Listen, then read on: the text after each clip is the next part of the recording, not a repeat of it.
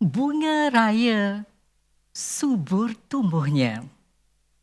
Warna merah menghias taman. Budaya terpelihara, warisan terjaga. Khazanah bangsa berzaman-zaman. Malaysia, sebuah negara yang kaya dengan tinggalan pelbagai khazanah budaya, sejarah dan warisan. Normatif kehidupan nenek moyang dahulu masih boleh diwarisi dan dikenali oleh generasi hari ini. Warisan negara adalah aspirasi masyarakat mampan hari ini. Khazanah yang dikekalkan adalah cerminan masyarakat berbudaya tinggi. Komitmen menjaga dan memelihara budaya dan warisan negara termaktub dalam Akta Warisan Kebangsaan 2005, Akta 645, sehingga tertubuhnya Jabatan Warisan Negara pada tahun 2006. Melalui Akta 645, Jabatan Warisan Negara komited melaksanakan penyelidikan, arkeologi, konservasi bangunan dan monumen, perwataan dan penguatkuasaan, warisan tak ketara dan warisan semula jadi.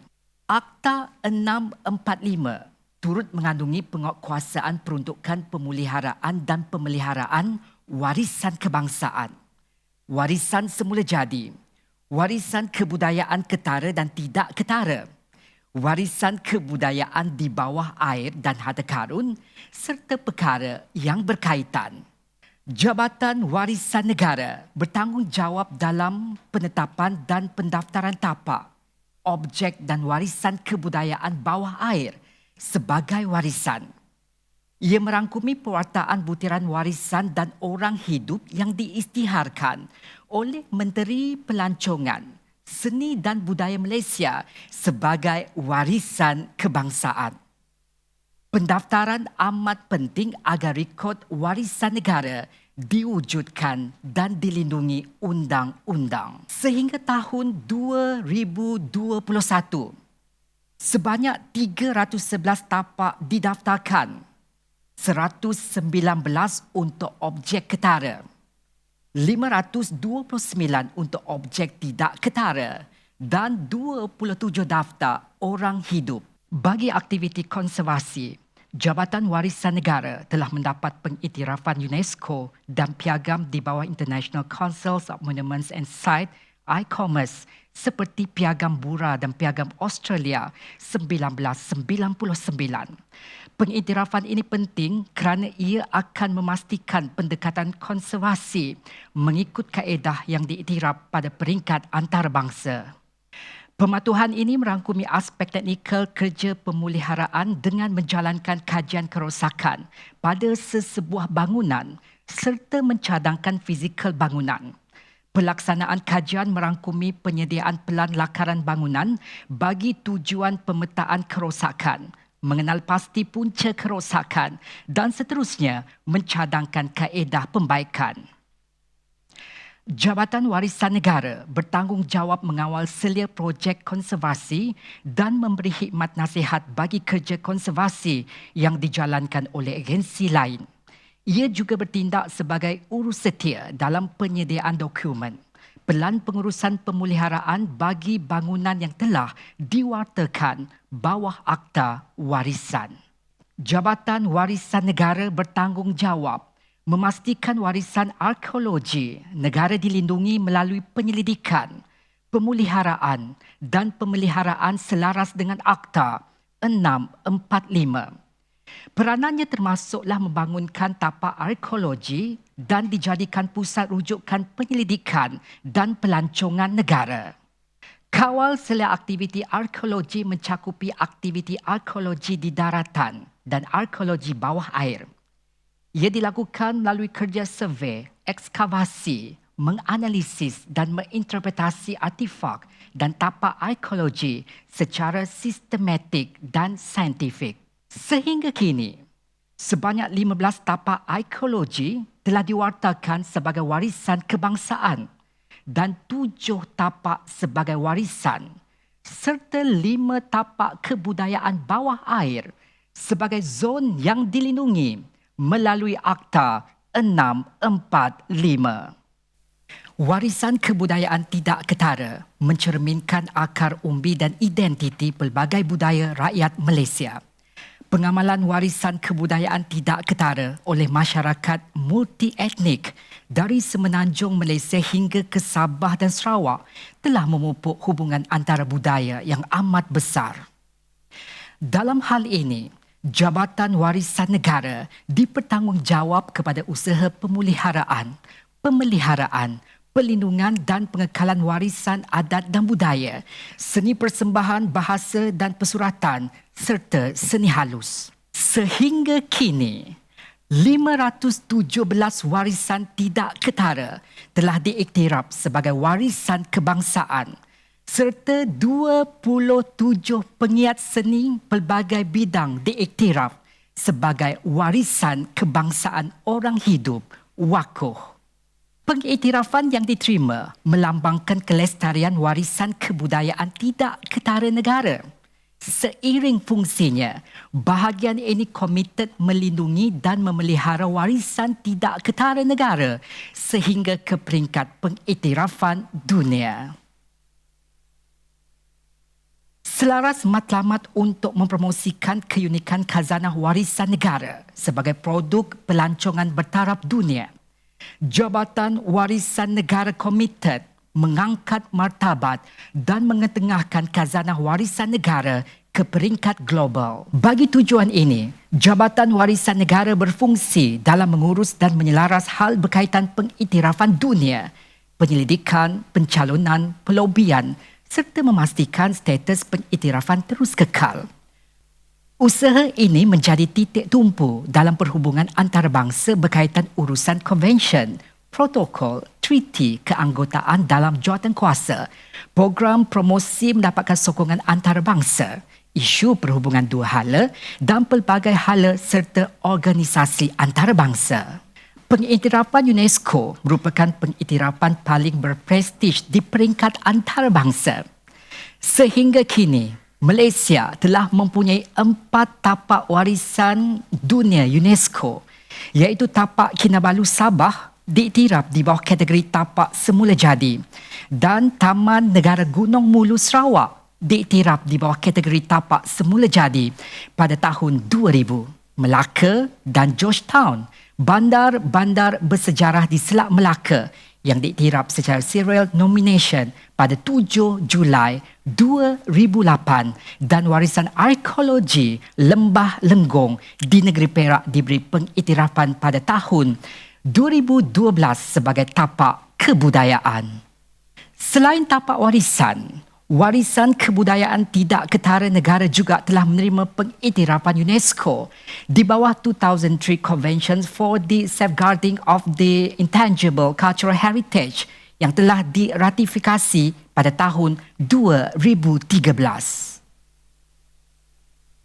Warisan kebudayaan tidak ketara Malaysia yang pertama diiktiraf UNESCO adalah Mak Yong pada tahun 2005 di bawah Masterpiece of Oral and Intangible Cultural Heritage of Humanity dan seterusnya disenaraikan di bawah Representative List pada tahun 2008.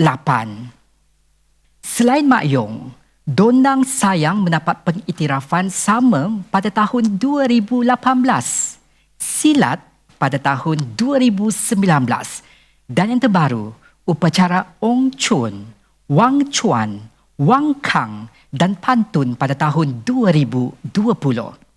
Upacara Ong Chun, Wang Chuan, Wang Kang merupakan pencalonan bersama China manakala Pantun dicalonkan bersama Indonesia. UNESCO mewujudkan program Memory of the World MOW dengan tujuan melindungi manuskrip atau warisan dokumentasi di peringkat dunia. Malaysia menerima 5 pengiktirafan MOW iaitu Surat-Surat Sultan Abdul Hamid, Sejarah Melayu dan Hikayat Hang Tuah pada tahun 2001. Ini diikuti dengan pengiktirafan Batu Bersurat Terengganu, pada tahun 2009 dan manuskrip cerita Panji yang diiktiraf bersama Cambodia, Indonesia, Netherlands dan United Kingdom pada tahun 2017. Selain itu, Kitab Ilmu Bedil telah berjaya diiktiraf pada tahun 2016 di bawah Memory of the World Committee for Asia and the Pacific, MOCAP Regional Register. Pencalonan butiran warisan kebudayaan tidak ketara ke peringkat UNESCO perlu melalui beberapa proses tertentu. Sebelum pencalonan dikemukakan, tindakan awal yang perlu dilakukan oleh negara sebagai persediaan untuk tujuan pencalonan termasuklah melaksanakan beberapa siri libat urus, menerusi mesyuarat dan bengkel bersama komuniti pengamal serta pihak berkepentingan di peringkat kerajaan persekutuan dan kerajaan negeri. Proses ini adalah penting untuk dilakukan bagi memberi penerangan terperinci tentang hasrat pencalonan, mendapatkan kerjasama dan surat persetujuan iaitu Letter of Consent, selain memaklumkan tentang peranan dan penglibatan yang perlu dimainkan oleh komuniti dan state party dalam penyediaan pelan perlindungan atau safeguarding plan butiran kebudayaan tersebut. Selesai sesi libat urus dan cadangan safeguarding plan ditetapkan, proses penting yang seterusnya adalah melibatkan pengisian dokumen pencalonan. 2003 Convention for the Safeguarding of the Intangible Cultural Heritage telah mewujudkan 3 kategori pencalonan warisan kebudayaan tidak ketara yang boleh dikemukakan oleh setiap negara anggota. Oleh itu, setiap negara perlu menentukan dahulu kategori pencalonan mengikut kesesuaian, sama ada pencalonan sebagai Representative List of Intangible Cultural Heritage of Humanity, List of Intangible Cultural Heritage in Need of Urgent Safeguarding, atau Register of Good Safeguarding Practices. Setelah selesai pengisian dokumen pencalonan, proses melibatkan fasa pertama iaitu tahun pertama akan bermula di mana dokumen pencalonan perlu dikemukakan kepada pihak Sekretariat UNESCO selewatnya pada 31 Mac tahun tersebut.